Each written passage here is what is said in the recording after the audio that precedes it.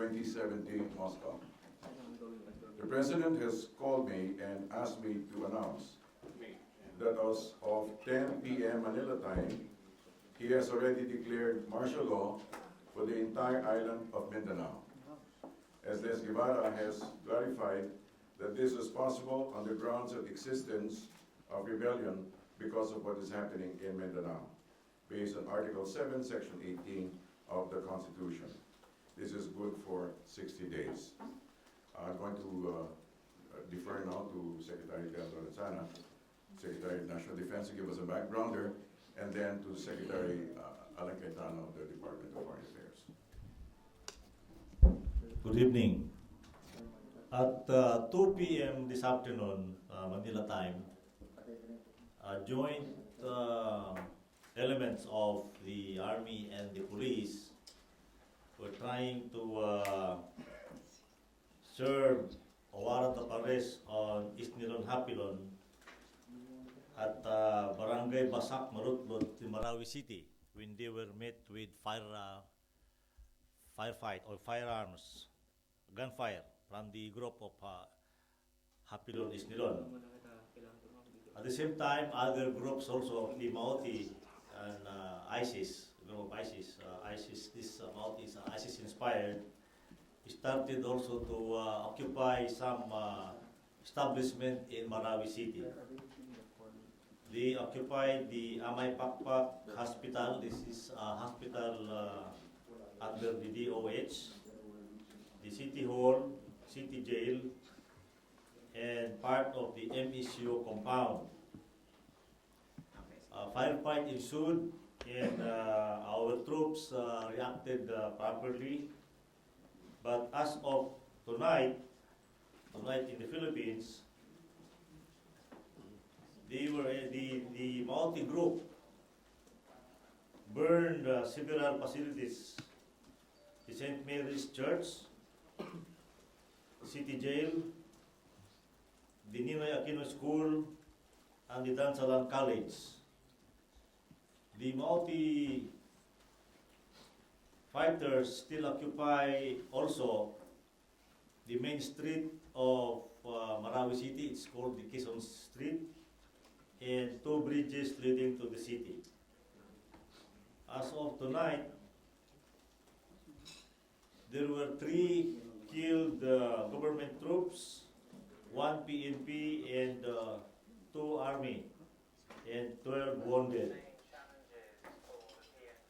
The whole of Marawi City is blacked out. There is no light, and there are snipers, multi-snipers all around. So the troops are still on holding, and several troops elements have already joined them from other neighboring units. And tomorrow morning we are bringing in more troops from Zamboanga and Manila.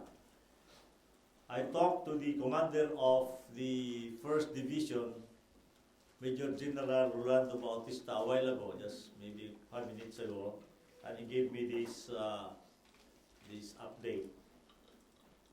Later, I talked to the governor of Lanao del Sur, Governor Adjong, and he also told me the same thing. Now, there are no civilians are roaming around. They are all in their houses, but there were several houses also that were burned surrounding the other facilities that were burned earlier. Now that is all that we can give you at this moment. We are still waiting for other development.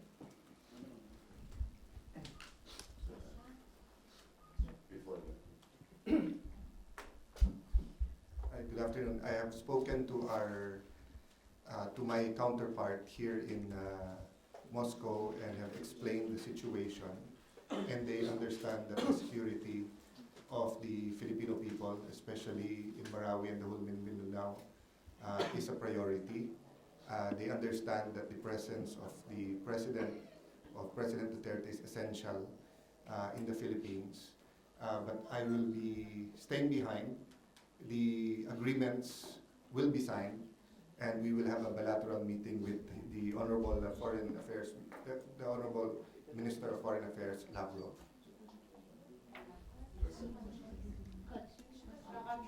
Are we cutting short? They will announce it, but they are now making arrangements because the president feels that he is needed in Manila as soon as possible. So they will make an announcement, either presidential spokesman or someone else in the cabinet. No? But definitely the agreements will push through, but the president will not be staying until 24th and the 25th. So when is he leaving? We'll make that announcement. We will continue to encourage the community in Marawi and in Mindanao to please take all precaution, cooperate with authorities, and stay calm. We were open now to a few questions. Sir, just to fine-tune the declaration, what are the areas in Mindanao that is covered? And It is the entire island of Mindanao. okay. And because of that, what will be the security setup there? The details will be forthcoming. Any other questions? Doris question. Sir, what about in Manila? Is there a need to declare a state of emergency, considering that there has been declaration before by the PNP chief himself that there's some presence of ISIS in Manila? What the president has done is just to declare only for the island, entire island of Mindanao, including Basilan and Sulu. And Tawi-Tawi. Consulta, sir. Sir, question. Just a clarification. There are reports that it's an ISIS attack, and they're saying it's a Maute group with ASG. What group is behind the attack in Marawi? It is actually multi-Islam ISIS because they are the same. If it's an ISIS attack, does it mean that it has an international backing? I believe so because we already there have been a report that came to me from Baghdad that they are already seeing these pictures in the website of ISIS. No, I think the website of ISIS in the Middle East. So there's prior information to this attack in that website? Maybe no, but you can always stream those information immediately, just as we are doing now. I also got pictures of those people just today from Marawi. Secretary, would that mean that the meetings with Medvedev and President Putin are scrapped? Again, the presence of the president, the physical presence is needed in the Philippines. That is the president's assessment. And his priority is always the protection of each and every Filipino. He will act within the framework of the Constitution. We will follow all rules and regulations. Now, the meetings between President Duterte and President Putin and President Duterte and Prime Minister Medvedev will be postponed. And but we are in the process of arranging that the President Putin and President Duterte will be able to speak. Most probably it'll be a phone call because President Putin is not in Moscow at this point in time. Sir. Like, Sige. Good afternoon, sir. Good evening na pala. Sir, may magkakaroon po ng forced evacuation sa mga civilian communities para mag-give way po sa possible surgical operation. Wala pa ngayon. Ang sinasabi namin doon ay stay in their homes muna. Huwag silang mag-cut-cut sa paligid ngayong gabi dahil wala nang ilaw at maraming snipers yung mga ISIS na mauti doon na nag-aabang baka mapagkamalan silang sundalo. Also, the soldiers will also might mistake them to be the enemy. So, stay put muna sa mga bahay nila. And then tomorrow when it's light, so malalaman natin ano pang gagawin natin doon. We may require them to get out of the homes or evacuate them, but we will provide the evacuation facilities like transportation para makalis sila.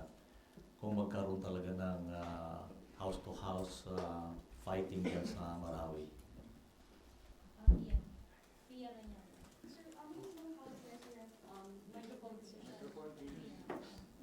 the president decided, what was his thought process and what were the events that led to his deciding to declare martial law? Was he briefed? Who briefed him? Was his decision also suggested by defense officials?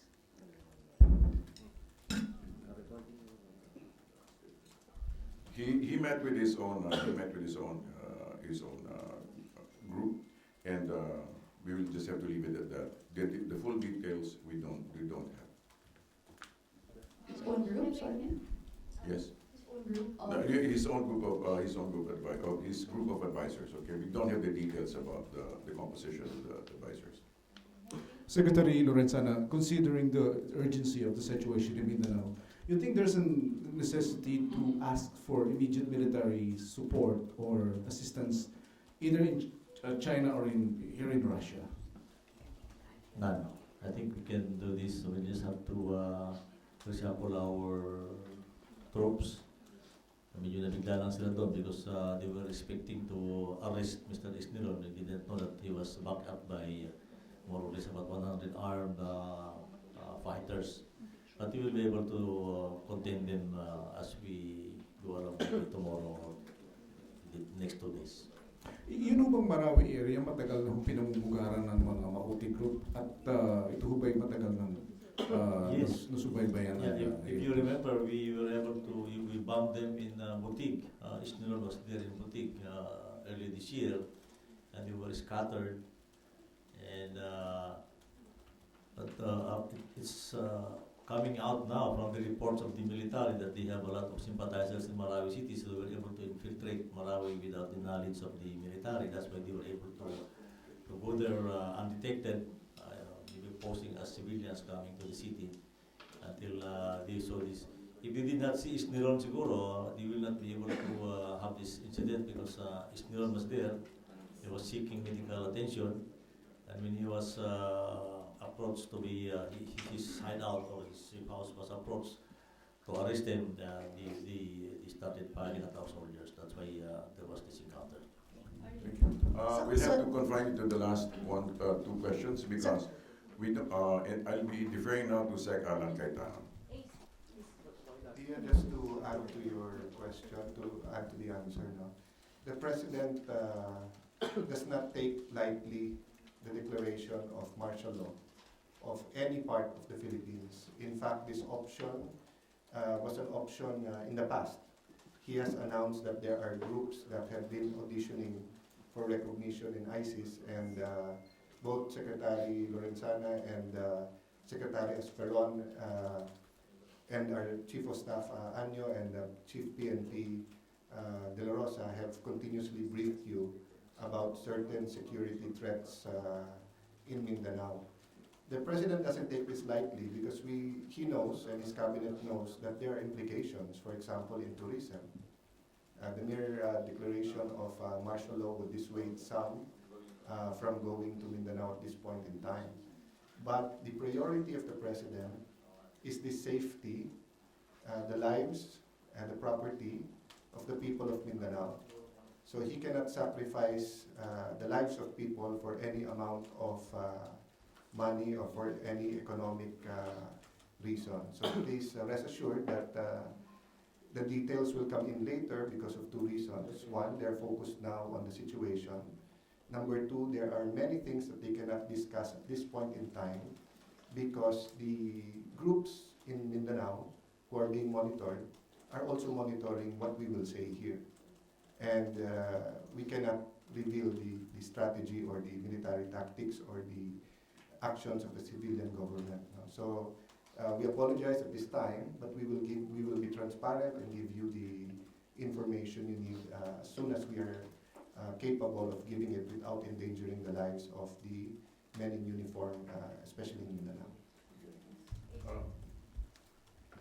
I think we need to defer to the statement of Secretary Cayetano regarding the delicacy of the matter. So let me just end now. Sir, this is important. I don't think we can just end like that. Do you still, Yusek, do you still maintain, sa mga ating officials, do you still maintain your previous statement that the government is still in control of the situation in Marawi considering may mga lumalabas na... My statement, if you were listening to it, is this. he has full confidence in AFP and MPNP's management of the situation, all right? And so that is why he's returning also to the Philippines, and so let us continue to trust in the process. Okay, let me just ask Secretary Lorenzana, is the government in full control of Marawi right now? Of course. Of course, I told you a while ago, I just talked to the division commander. General Bautista is supposed to be in Polacan, Zamboanga del Sur, but he is now in Marawi. It happened this morning. So sabi niya, wala namang problema. I will just try to hold the ground tonight so that we can bring in more troops maybe tonight and tomorrow morning. So, other control niya. Sec Lorenzana, how many troops of the Maute and ISIS are we talking about? And meron po bang nagkaroon ng lapse sa intelligence kaya nakapasok sila ng hindi undetected sa Marawi?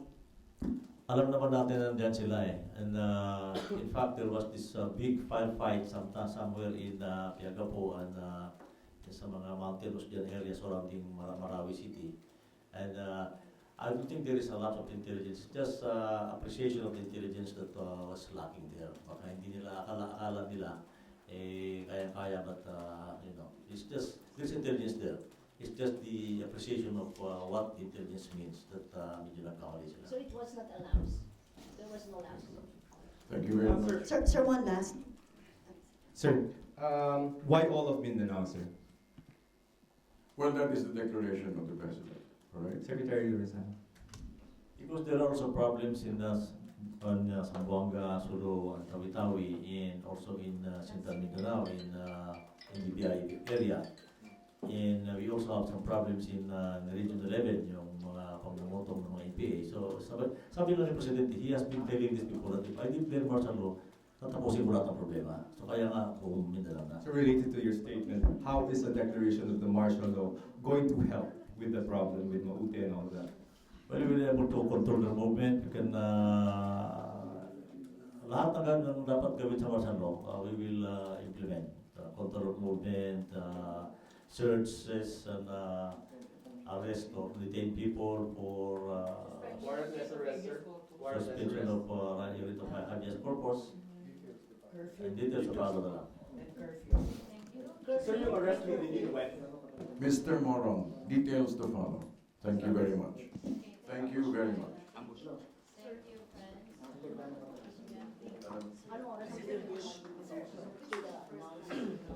No, we will give a statement about it. We'll give a statement about it. Okay. We will as soon as possible. Pero ang guys, the hotel hours. Sir, lahat ng wait after na hindi naman kasi ano, sir.